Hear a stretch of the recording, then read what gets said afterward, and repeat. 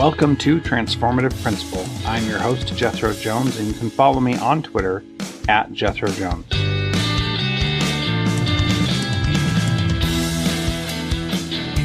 Hey, guess what? I've got a book coming out. How exciting is that? It's called School X, and it's all about helping you as a principal be a designer of your school and not just a manager. So I hope you'll check it out. You can download the free chapter at schoolx.me.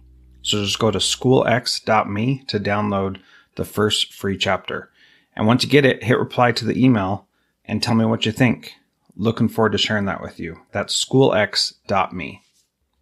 This episode is brought to you by John Catt Educational, a professional development publisher serving as the global leader in combining both research and practice in all materials. Find timely PD publications to support yourself and your faculty by visiting them online at us.johncattbookshop.com. Great instruction gets students engaged. TeachFX equips teachers with the instructional strategies and job-embedded feedback they need to get students engaged in virtual or in-person classes. Learn more about TeachFX and get a special offer at teachfx.com/transformativeprincipal.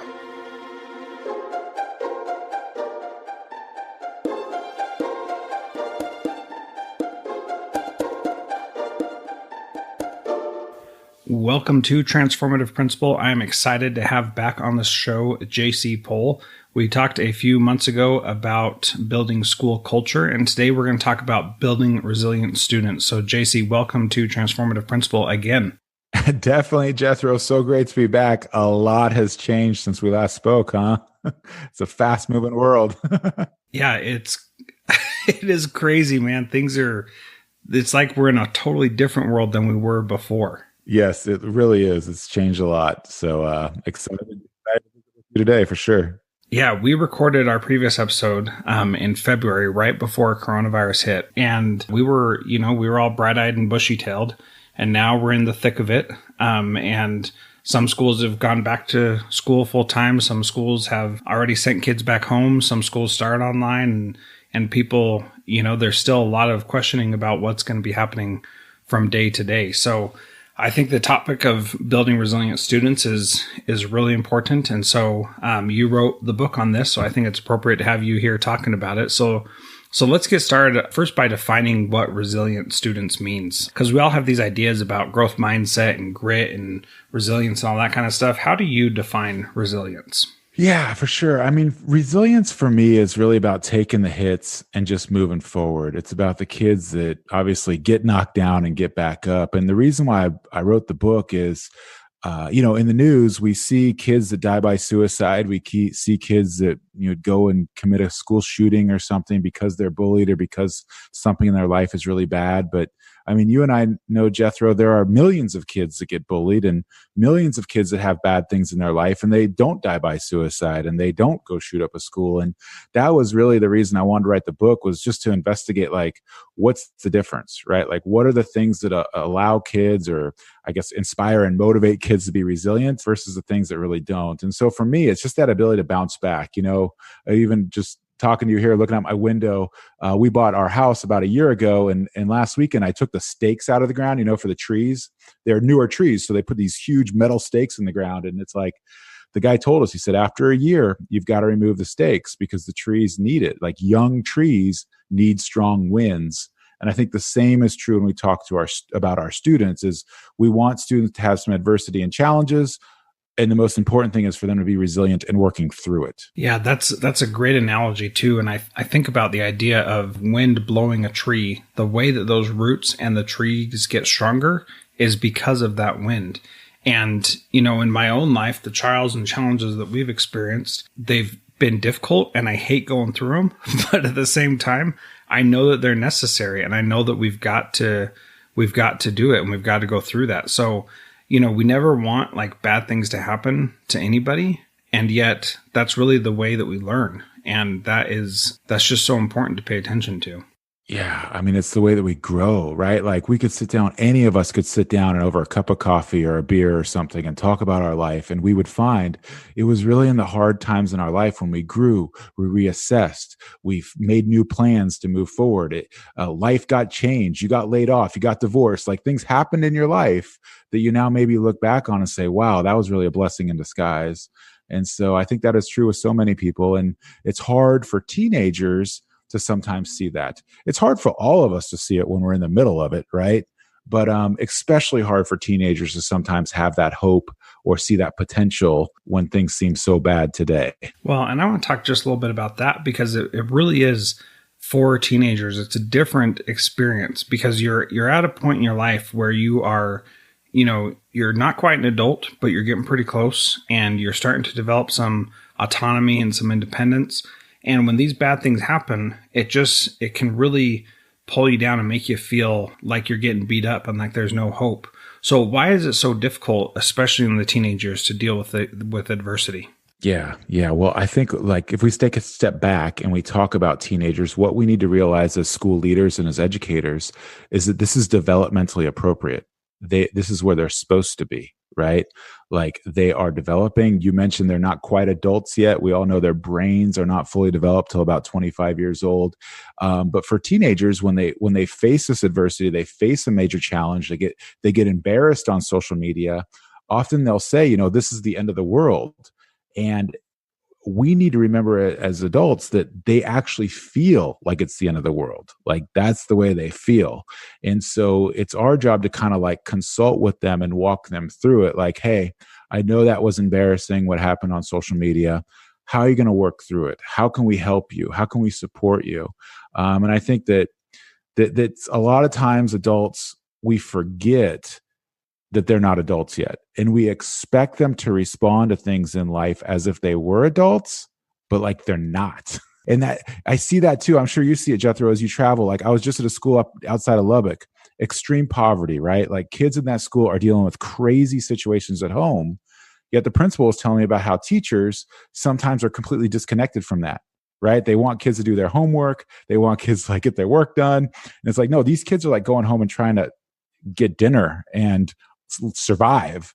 And I don't think it's like the teachers are at fault for that. I think just sometimes we just forget, and it's our job as adults and school leaders to always like take that step back, look at the situation and try to help these kids through it. So I think that's what was really a good answer to that question, right? Yeah, and it's interesting how we sometimes forget things, and our system is sometimes built to help us forget those things by putting an emphasis on the things that aren't nearly as important. So I want to share just a little personal thing real quick. I'm sorry, I'm getting emotional already. One of my good friends just passed away. He was my age, and it was tragic to see him succumb to cancer so quickly, and just 6 weeks after he was diagnosed, and he passed away. And he's got, kids who are teenagers, and because of the support that they have in their life, these kids recognized that, yes, this is really sad. Yes, it's really hard.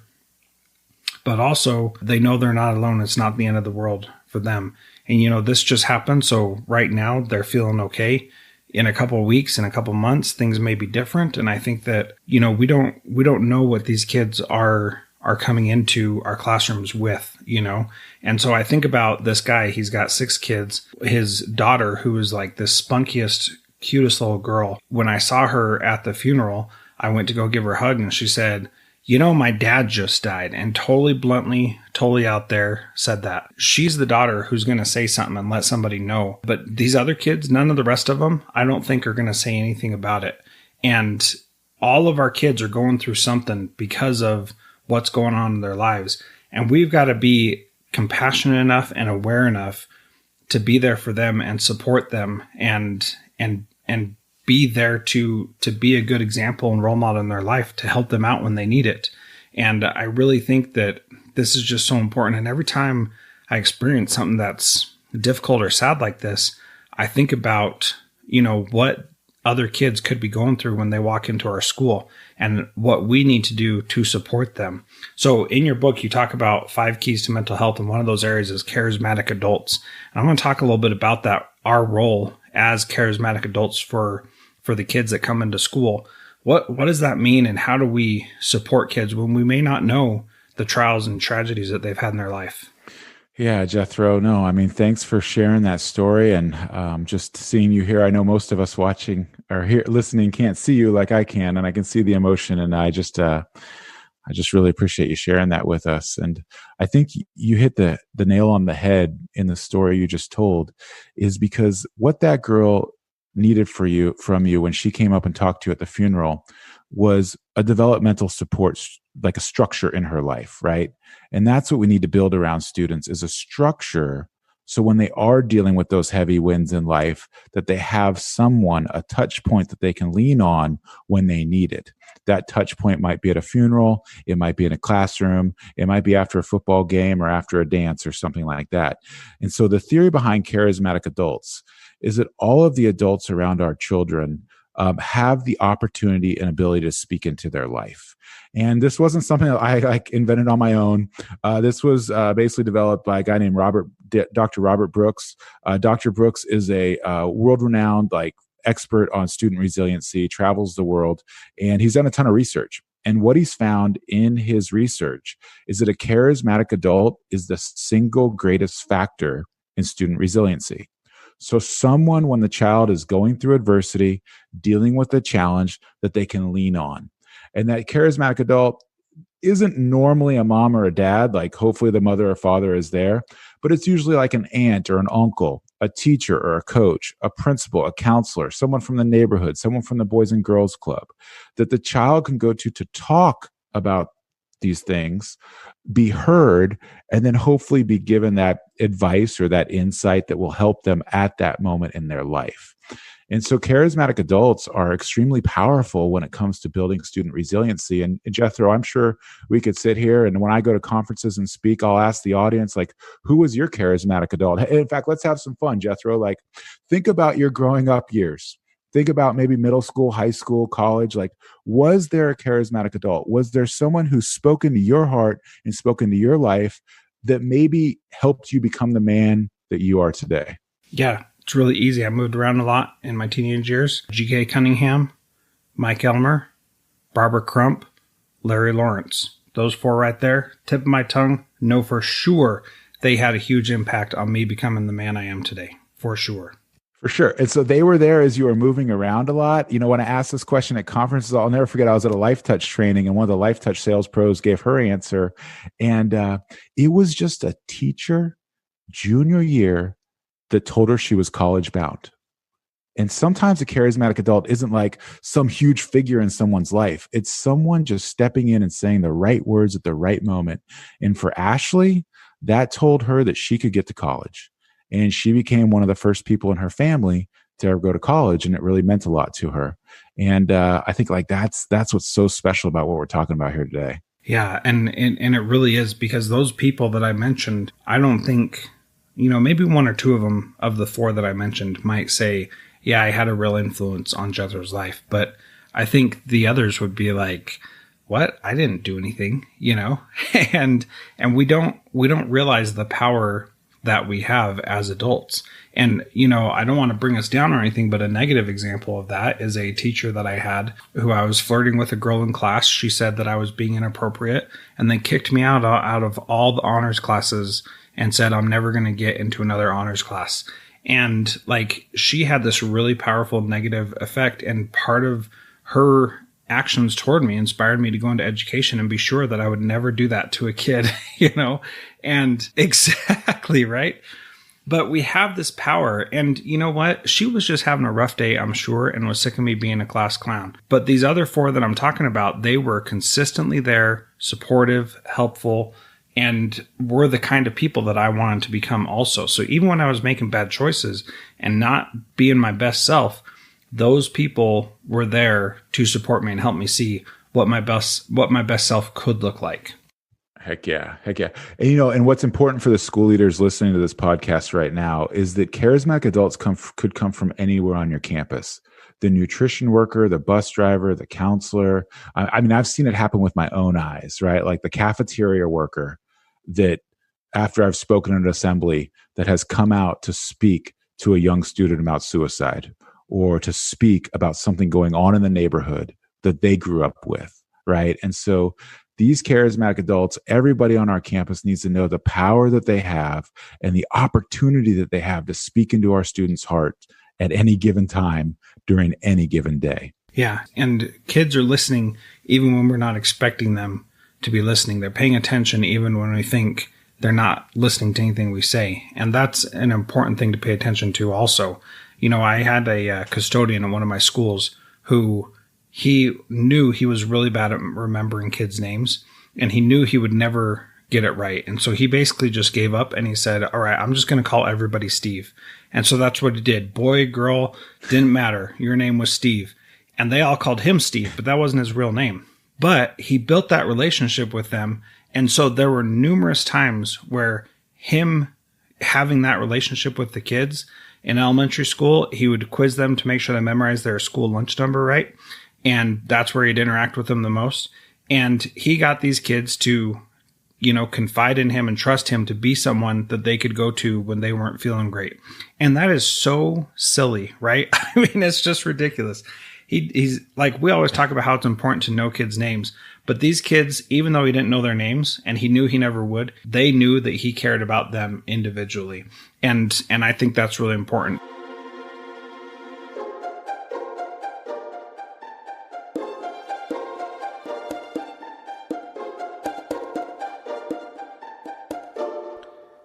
John Catt Educational supports high-quality teaching and learning by providing publications that are research-based, practical, and focused on the key topics proven essential in today's and tomorrow's schools.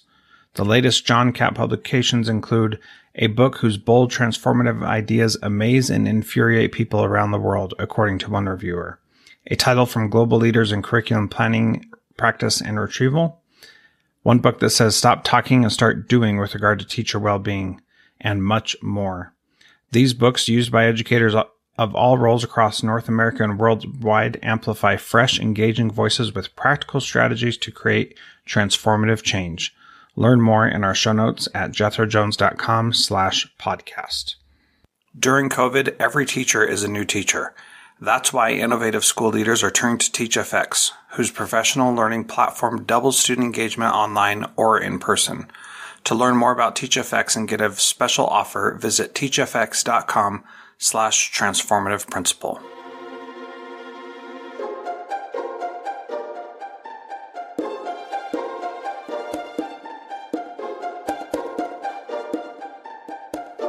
So what are some tips you have for people to be that charismatic adult, and how can they bring that into their life so they're doing that on a regular basis? Yeah, well, I think the first tip, just being here on the podcast with you for all the school leaders out there, is making sure that when you do offer trainings or professional development workshops, or you bring in someone like Jethro or I to talk about relationships or resiliency, that you bring these people in to have a seat at the table. You know, some schools I go to, the teachers are there, the counselors are there, but the nutrition workers aren't invited. The custodial staff isn't invited. But the ones that I have gone to where they have been invited provides an even more in-depth conversation for just the staff in the room, right? Just to have different people from different backgrounds in the room. And then the other thing that I think is just so important is that we all create opportunities to work with students and connect with students where they are. I think a lot of times we want to put students in a box, or we want them to get X, Y, and Z done. And we don't always create the space to develop those connections that your friend Steve did, right? Like going out of his way with the little Steve joke, it works because it creates a space and the opportunity for those kids to connect. He could have easily just said, hey, you, give me your lunch number. What's your lunch number? You got your lunch number memorized? But he made it an experience and an opportunity. I think even right now, as we struggle with COVID, a lot of schools moving to virtual learning and all these different modalities that we're seeing come out right now. Are we providing the space for our students to just connect as human beings with their teachers and with their peers? Even here, you know, with my son, he's in first grade doing remote learning right now. And the one thing I'm thinking about reaching out to his teacher about is she is doing a great job. She's bringing energy. She's bringing, she is teaching him over Zoom. It's pretty amazing. But she's not providing any space for the kids to just connect. Like these are 6-year-olds, 7-year-olds. Like, can we hang out and talk about cartoons or something? I don't know. Like they don't get to be on the playground goofing around.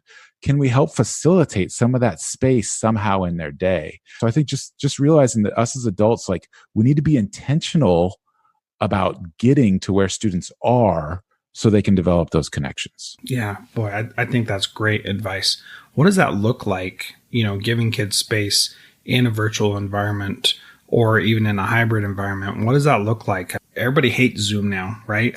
and how do we how do we make that happen so that we can have that time to connect? And what does that look like? I mean, is that a check-in question, or is that, one day a week only just talking about nothing academic? What do you think that looks like?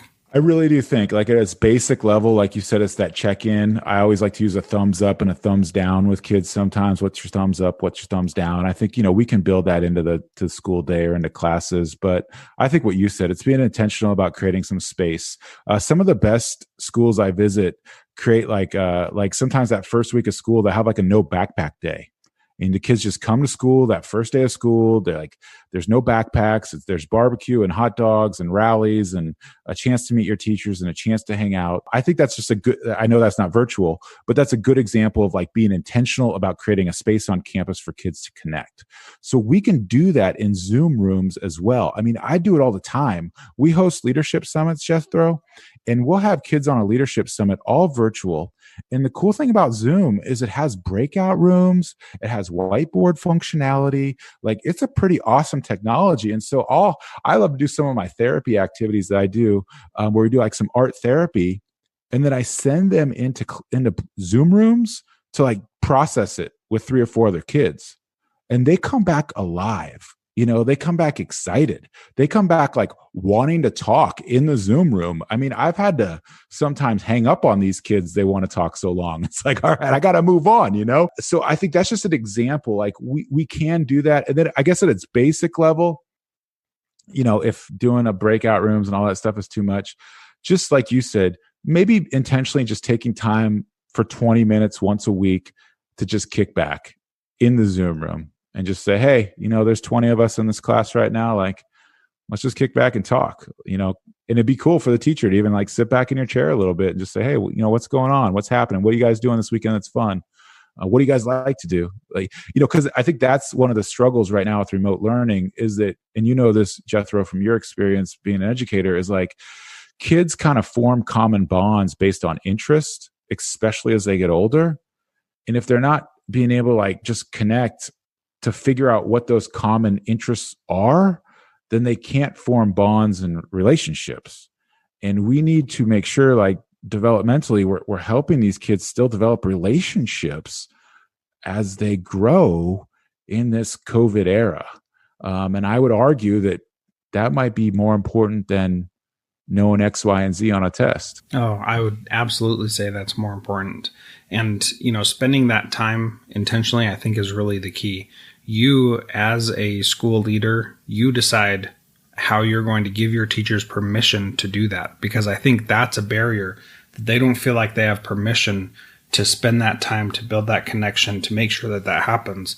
And as the leader, if you can make sure that happens, you're going to go a long way to getting your teachers to really pay attention to the things that matter more than anything. Yeah, it's like, think about it. If you want your staff to come together as a group, think about your time as an educational leader. Okay, I'm sure you've had professional workshops with them, you've done trainings and stuff, but didn't you guys bond more like at a staff barbecue? Or having nachos on a Friday afternoon, or doing some event as a staff together? Like that's where we bond and form relationships. And so we've got to make it a priority to put our students in those positions right now, and our staff members, like to find a way to get these people connecting as human beings should be top priority for every school leader right now. Yeah, and if you got like blown away from the beginning of the school year and you're like getting your second wind right now, this would be an excellent way to spend the next few days is making sure that you're connecting with all your staff and that your staff is connecting with all their students, and make that priority number one. JC, I think this has been a great conversation. Can you talk to us a little bit about where to get your book and how people can learn more about that? For sure. Yeah. We'd love to just help everybody out there possible. So if you want to get a copy of the book, it is, of course, available on Amazon or in our shop at teentruth.net. So you can go there to get a copy of the book. In fact, if you come to teentruth.net and use the discount code relationships, you can get a discount on the book as well when you order it. Additionally, if you want to download the first few chapters of the book for free, it's just kind of a gift I wanted to offer Jethro, so that's okay. No strings attached. Just if you go to teentruth.net/resilient students, so that's teentruth.net/resilient students. You just enter your email in there and we'll email you the first few chapters. And the first few chapters are the ones that talk about charismatic adults and just how important they are and, how to facilitate that on campus. Yeah, and there's so much more to that book, so I definitely recommend checking that out. And you can get the show notes and, links to Dr. Brooks and the book itself at jethrojones.com/podcast/episode 355. So, JC, last question I want to ask you is, what is one thing that a principal can do this week to be a transformative leader like you? One thing you can do this week. I think the best thing that you could do this week, and this might be shifting topics a little bit, I think the best thing that you could do this week is be vulnerable about a challenge that you're dealing with. Whether that's talking to your staff, talking to someone on your admin team, like showing some vulnerability in a personal challenge, maybe be it professionally or even personally, is a great way to model, right? Model for your staff, your students, your admin team, what it looks like to be vulnerable.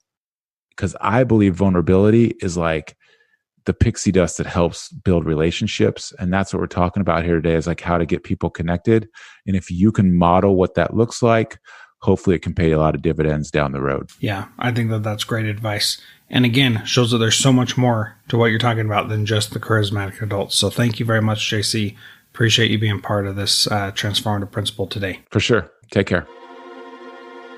Thank you to our valued partner, John Catt Educational. If you are a leader looking to make transformative change by providing yourself and your leaders and teachers with professional development that is research-based and rigorous, yet easy to digest and full of practical strategies, check out the latest publications from John Catt. Visit us.johncattbookshop.com to find information on bulk orders or learn much more in our show notes. You can also use the code TRANSFORMATIVE to save a bundle at us.johncattbookshop.com.